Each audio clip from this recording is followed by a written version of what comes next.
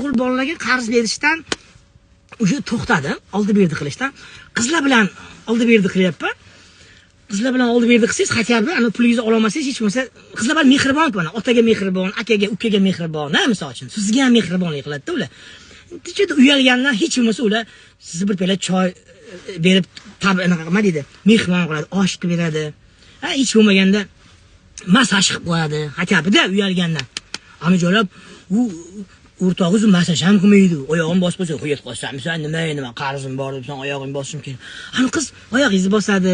Balki kelishib qolsangiz, balki boshqa yelkalaringizni ham bosar, qo'llaringizni ham bosar, sonlaringizni masaj qilib qo'yasiz. Xatyabi sal bo'lsa ham uslubingizdan foydalanasiz, pulingizni ola olmasangiz. O'zingizdan zabardast baquvvatga bersangiz, bu jala bundan qarzingizni so'rashga qo'rqasiz, urib yubormasin deb.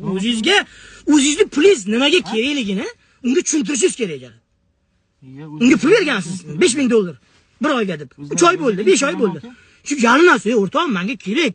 Men bundan olishim kerak. Nimaga siz o'zingizni pulingizni nimaga ishlatishingizni birovga tushuntirishingiz kerak. Faqat-da.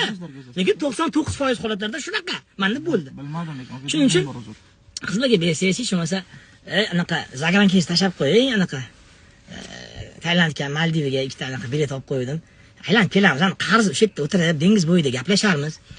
Bu dunyo o'tkinchi dunyo desa, u ham misol uchun 90% holatlarda yo'q demaydi. Ha, mayli, aylanib ham kelamiz. Siz ham oldingizda odam uyalib qoldi, qarzingizni bera olmayapman. Keyin siz aytasiz, mayli endi dengiz bo'yida o'sha yerda o'tirib, shuni ham bir gaplashib olamiz deyishda, xatyabi-da, mana ko'rdingizmi mana. Xatyabi sal bo'lsa ham qizlar baribir mehribon. Akaga, otaga, ukaga mehribon, sizga ham mehribonlik qiladi 90% holatlarda.